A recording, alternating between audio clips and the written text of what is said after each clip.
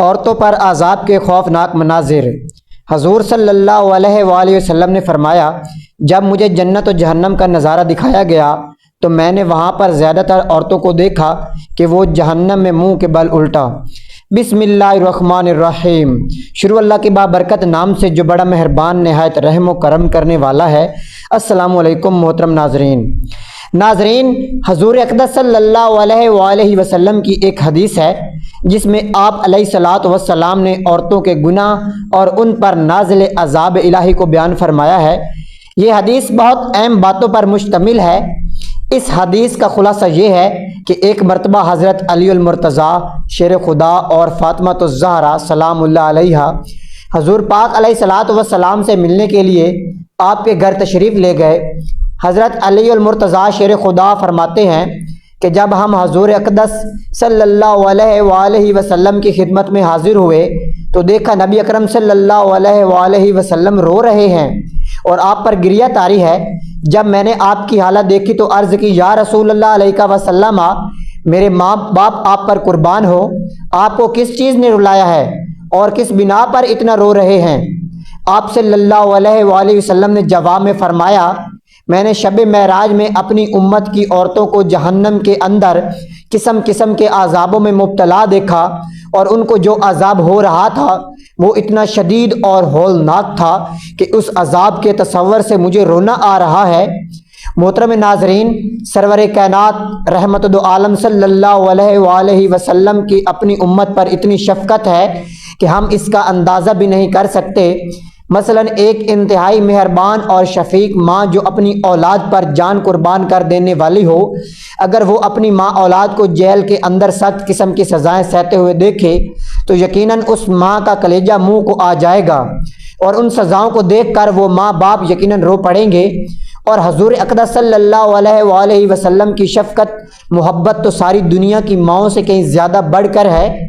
اس لیے آپ صلی اللہ علیہ وآلہ وسلم نے فرمایا کہ میں نے اپنی امت کی عورتوں کو جب ہولناک عذاب میں مبتلا پایا اس کی وجہ سے مجھے رونا آ رہا ہے۔ میری امت کی عورتوں پر اس طرح کا ہولناک عذاب ہوگا۔ اس کے بعد حضور اقدس صلی اللہ علیہ وآلہ وسلم نے اس کی وضاحت فرمائی کہ میں نے جہنم کے اندر عورتوں کے کس طرح کے عذاب میں مبتلا دیکھا۔ چنانچہ آپ صلی اللہ علیہ وآلہ وسلم نے فرمایا، میں نے ایک عورت کو دیکھا کہ اپنے بالوں کے ذریعے جہنم کے اندر لٹکی ہوئی ہے اور اس کا دماغ ہنڈیا کی طرح پک رہا ہے۔ ایک تو خود جہنم کے اندر بذات خود کتنا ہولناک عذاب ہے، اللہ تعالی ہم سب کو اپنی پناہ میں رکھے، آمین۔ اور پھر بالوں کے بل لٹکانا یہ انتہائی تکلیف دہ سزا ہے، اور پھر دماغ کا پکنا یہ تیسری سزا ہے۔ پھر فرمایا، میں نے دوسری عورت کو جہنم میں اس طرح دیکھا کہ زبان کے بل لٹکی ہوئی ہے۔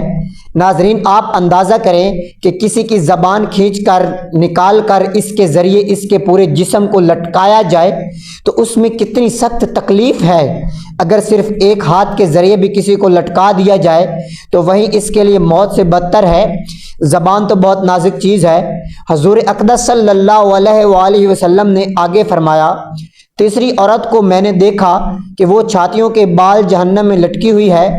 چوتھی عورت کو میں نے دیکھا تو اس طرح دیکھا کہ اس کو دونوں پیر سینے سے بندھے ہوئے ہیں اور اس کے دونوں ہاتھ پیشانی سے بندھے ہوئے ہیں۔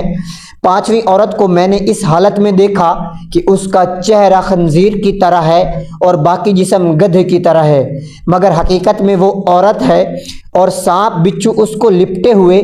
چھٹی عورت کو میں نے اس حالت میں دیکھا کہ وہ کتے کی شکل میں اس کے منہ کے راستے سے جہنم کی آگ داخل ہو رہی ہے اور پاخانے کے راستے سے آگ نکل رہی ہے۔ عذاب دینے والے فرشتے جہنم کے گزر رہے ہیں، اس کو مار رہے ہیں۔ اس طرح 6 عورتوں کو ہونے والے عذاب کی تفصیل حضور اقدس صلی اللہ علیہ وآلہ وسلم نے بیان فرمائی۔ اس کے بعد حضرت فاطمہ الزہرا سلام اللہ علیہا عرض کیا، ابا جان، ان عورتوں پر یہ عذاب ان کے کون سے اعمال کی وجہ سے ہو رہا تھا؟ ان کے کون سے ایسے اعمال تھے جن کی وجہ سے آپ صلی اللہ علیہ وآلہ وسلم نے ان کو اس ہولناک اور دردناک عذاب میں مبتلا دیکھا؟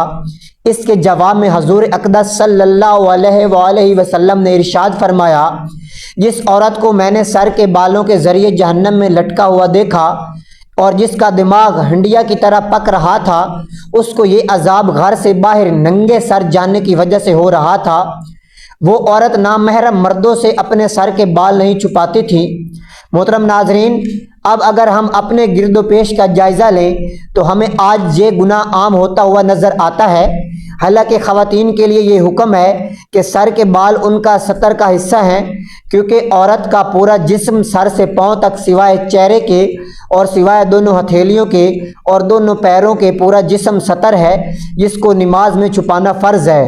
کیونکہ اگر نماز میں کم چوتھائی سر کے بال کھل جائیں اور اتنی دیر کھلے رہیں جتنی دیر میں 3 مرتبہ سبحان اللہ پڑھ لیا جائے تو نماز نہیں ہوگی، یا اگر کسی عورت نے سر پر اتنا باریک دوپٹہ اوڑھ لیا جس میں سر کے بال جھلک رہے ہیں تو ایسے دوپٹے میں بھی نماز نہیں ہوگی، کیونکہ ستر چھپانے کی شرط پوری نہیں ہوئی۔ بعض خواتین باریک دوپٹے میں نماز پڑھ لیتی ہیں اور اس دوپٹے کو دوہرا کر لیتی ہیں، حالانکہ دوہرا کرنے کے بعد بھی بال نظر آتے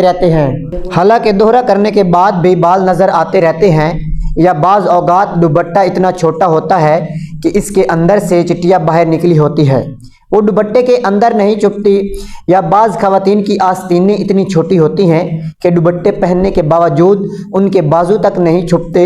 اور مسئلہ یہ ہے، اگر چوتھائی سر کے بال کھل جائیں تو چوتھائی پنڈلی کھل جائے اور 3 مرتبہ تسبیح پڑھنے کے برابر کھلی رہے تو نماز نہیں ہوگی، اور چہرہ، دونوں ہتھیلیاں اور دونوں پیرا اور باقی سارا جسم نامحرم مردوں سے چھپانا ضروری ہے۔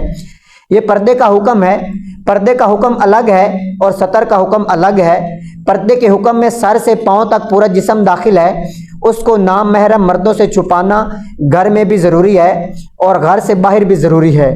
لہٰذا گھر میں اور گھر کے باہر نام محرم مردوں کے سامنے سر کے بال کھول کر آنا گناہ ہے، اور یہی اس کا عذاب ہے جو آپ نے ابھی سنا۔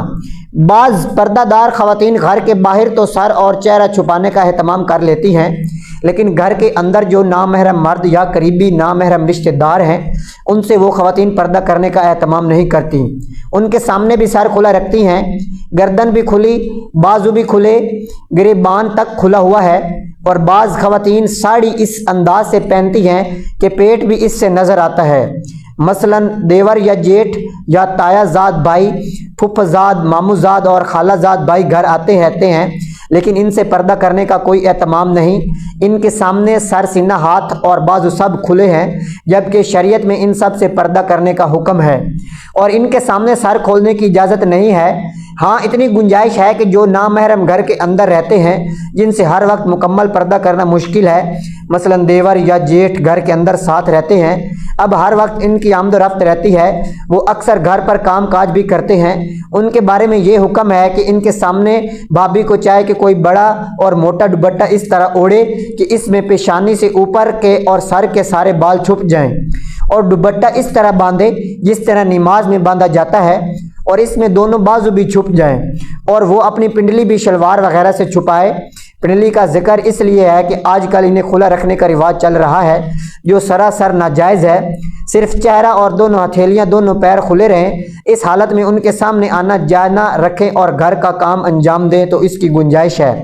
اس میں بھی بہتری ہے کہ چہرے پر گھونگھٹ ڈال کر ان کے سامنے آئے جائیں، اور ضرورت کے وقت کسی گھونگھٹ میں ان سے بات بھی کر سکتی ہیں اور جواب بھی دے سکتی ہیں۔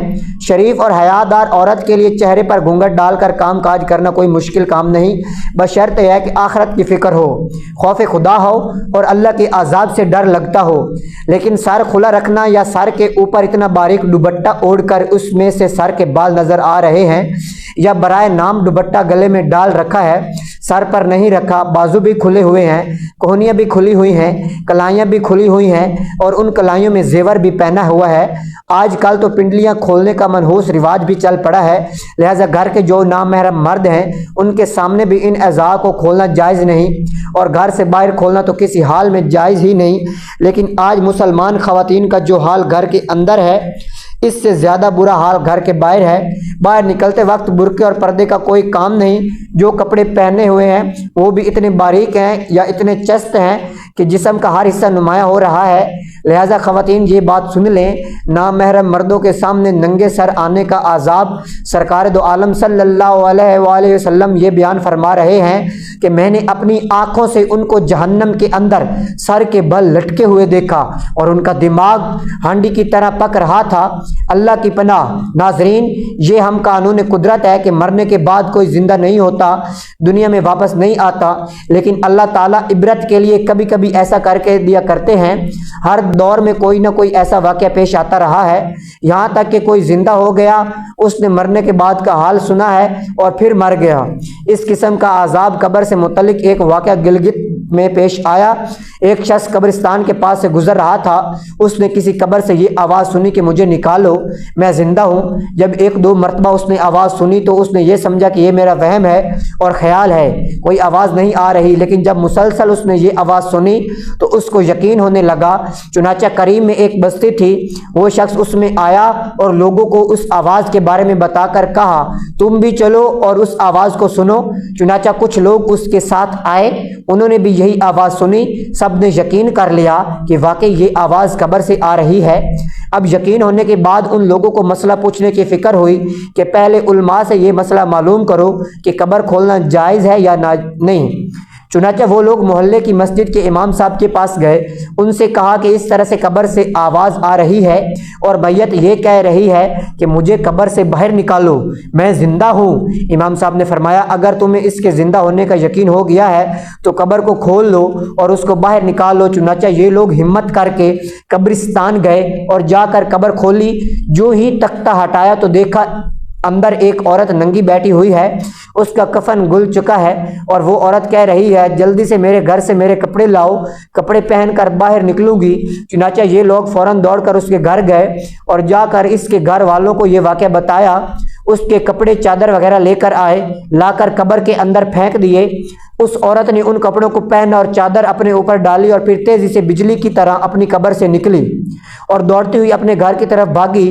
گھر جا کر ایک کمرے میں چھپ کر اندر سے کنڈی لگا لی۔ اب جو لوگ قبرستان آئے تھے دوڑ کر اس کے گھر پہنچے، ان کو وہاں جا کر معلوم ہوا کہ اس نے اپنے کمرے کے اندر سے کنڈی لگا رکھی ہے۔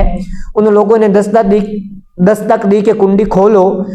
اندر سے اس عورت نے جواب میں کنڈی کھول دوں گی لیکن کمرے کے اندر وہ شخص داخل ہو جس کے اندر مجھے دیکھنے کی تاب ہو، اس لیے کہ میں اس وقت میری حالت ایسی ہے کہ ہر آدمی مجھے دیکھ کر برداشت نہیں کر سکے گا، لہذا کوئی دل گرد شخص اندر آئے اور آپ کی بری حالت دیکھے۔ مگر دو چار آدمی جو مضبوط دل والے تھے انہوں نے کہا کہ تم کنڈی کھولو، ہم اندر آئیں گے۔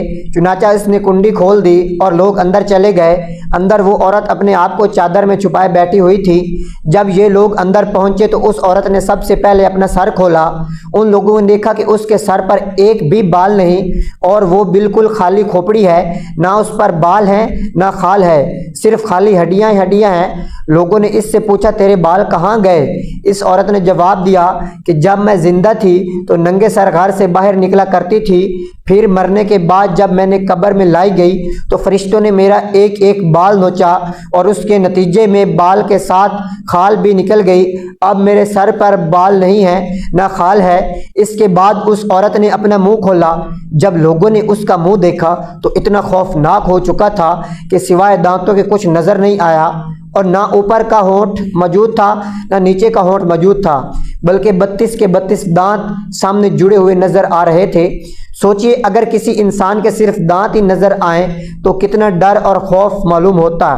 اب لوگوں نے اس عورت سے پوچھا تیرے ہونٹ کہاں ہیں؟ اس عورت نے جواب میں دیا اپنے ہونٹوں پر لپسٹک لگا کر نامحرم مردوں کے سامنے جایا کرتی تھی، اس کی سزا میں میرے ہونٹ کاٹ لیے گئے، اس لیے اب میرے چہرے پر ہونٹ نہیں۔ پھر اس عورت نے اپنے ہاتھ اور پیروں کی انگلیاں کھولیں۔ لوگوں نے دیکھا کہ اس کے ہاتھ اور پیروں کی انگلیوں میں ایک بھی ناخن نہیں، تو تمام انگلیوں کے ناخن غائب تھے۔